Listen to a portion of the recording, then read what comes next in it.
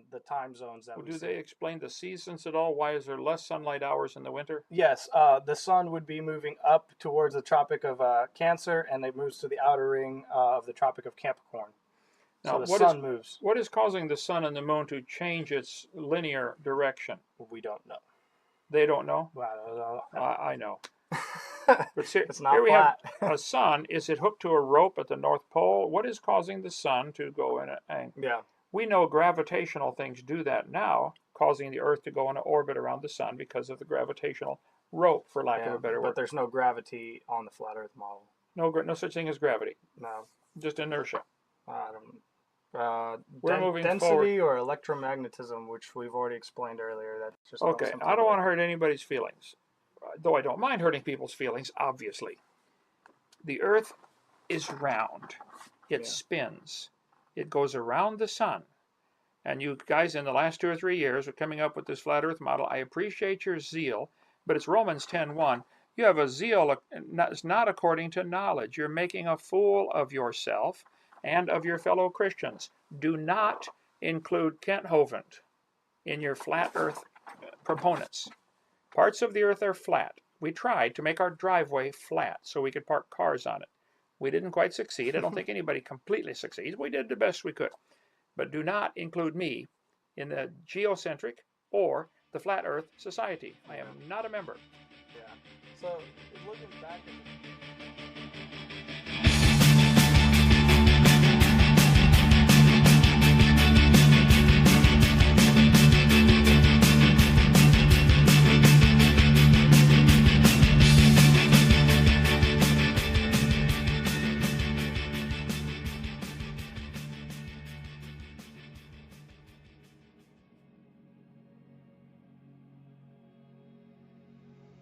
I know, he says. I know.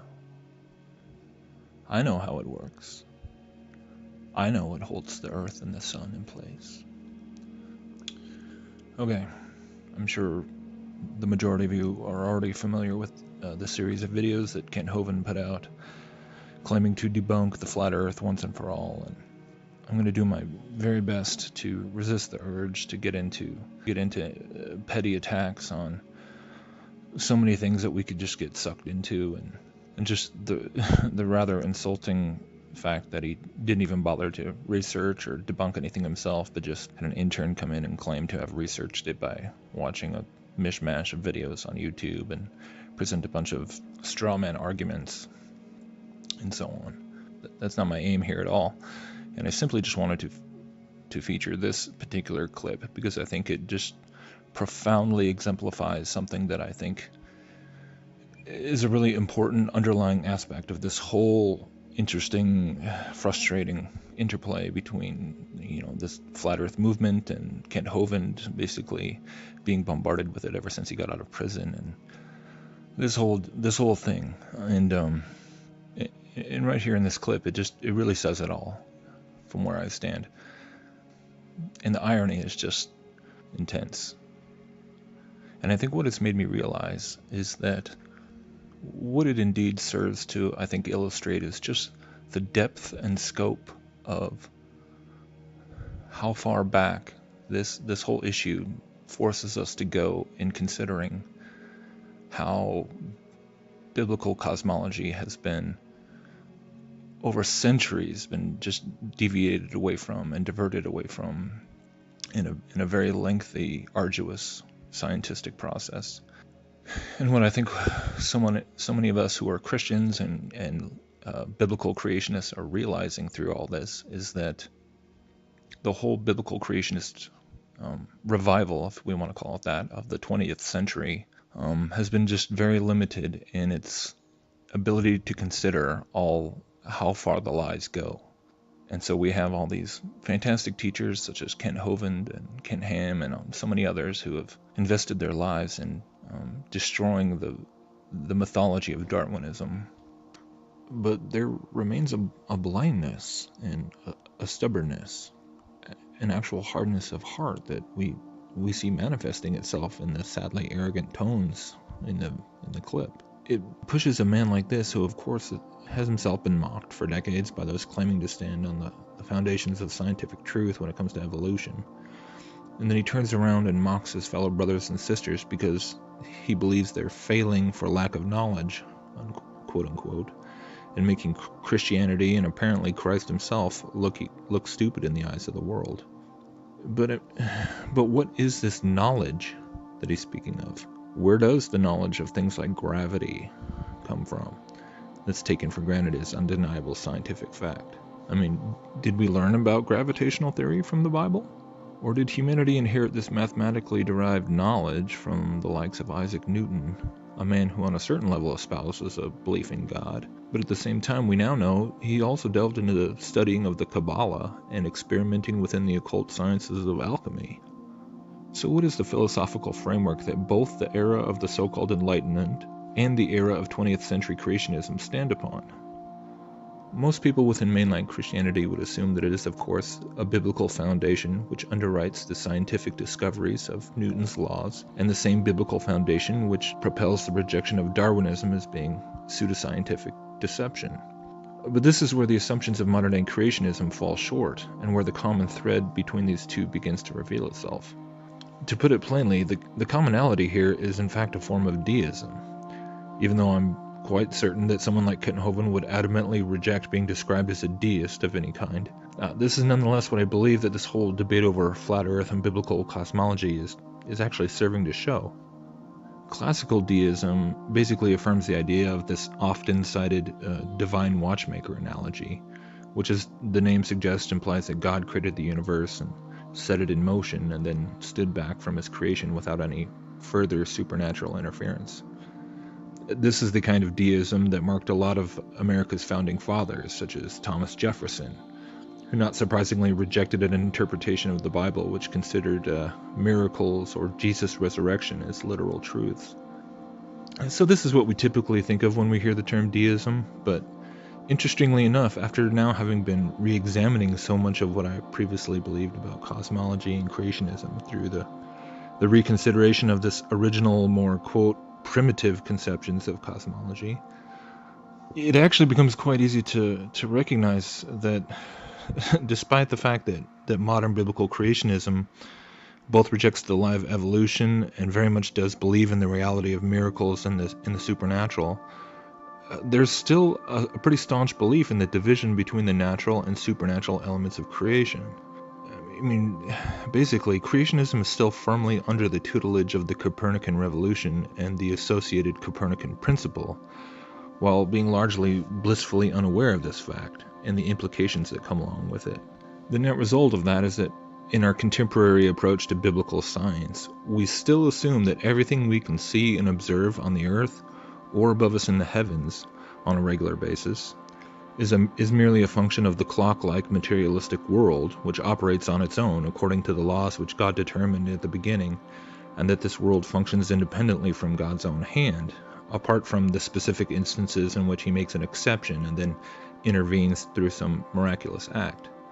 Thus, anything in the scriptures which does not fit within this philosophical assumption is then filtered out and disregarded by way of just reducing it to a mere theological allegory or poetic prose. Things like Joshua's long day is read to mean that, well, of course God didn't actually stop the sun, as the simple reading of the text implies, because we know from modern science that this is ridiculous.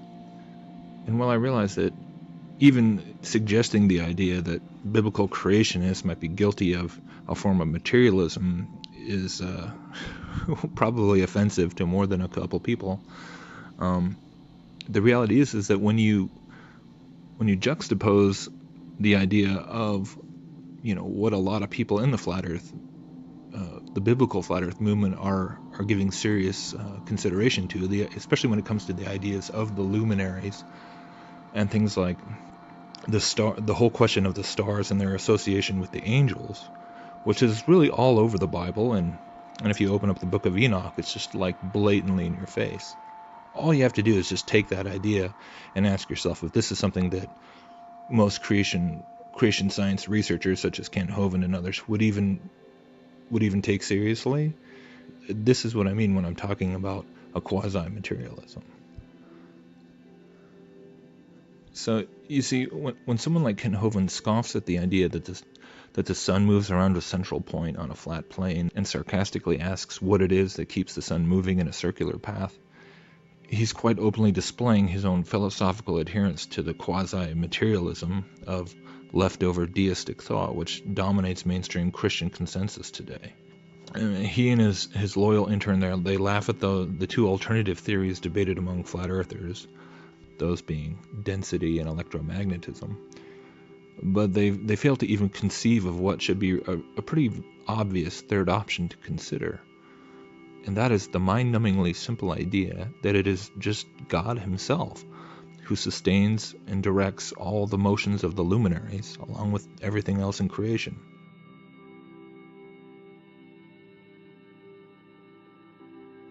In Colossians chapter 1, as it's speaking about Jesus, it says this, starting in verse 15.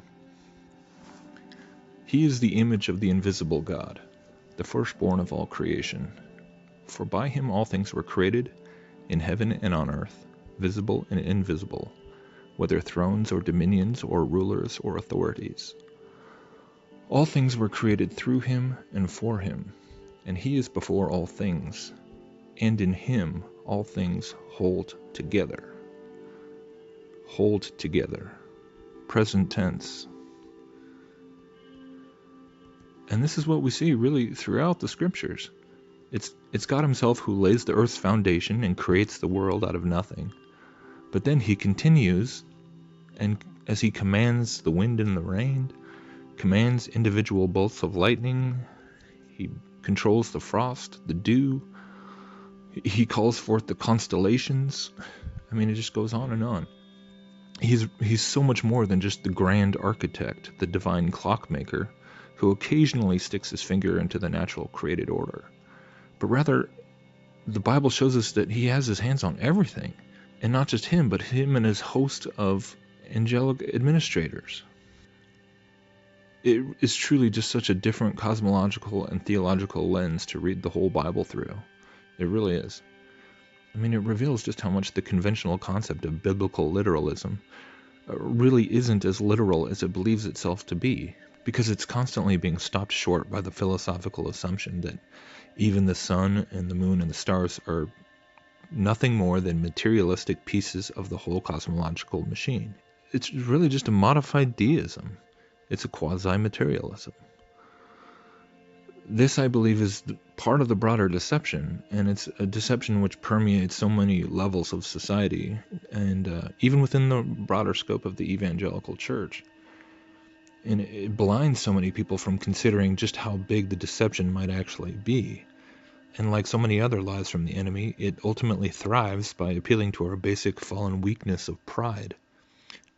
Kent speaks of the Christian flat earthers being destroyed for lack of knowledge, but what knowledge is it that he himself is defending? Knowledge of the person of God, or a perceived knowledge of how the universe as a whole functions in a materialistic sense? I believe we have to also remember what else the Bible says when it reminds us that knowledge puffs up, but love builds up. I don't see how mocking and belittling others for exploring the idea of an enclosed cosmology could be construed as building up anyone. The flat earth topic has in fact served to bring many people back to a place of examining the scriptures and putting their faith in the God of the Bible. To mock and deride this fact is to malign the very thing which biblical creation science claims is the motive for its efforts in the first place.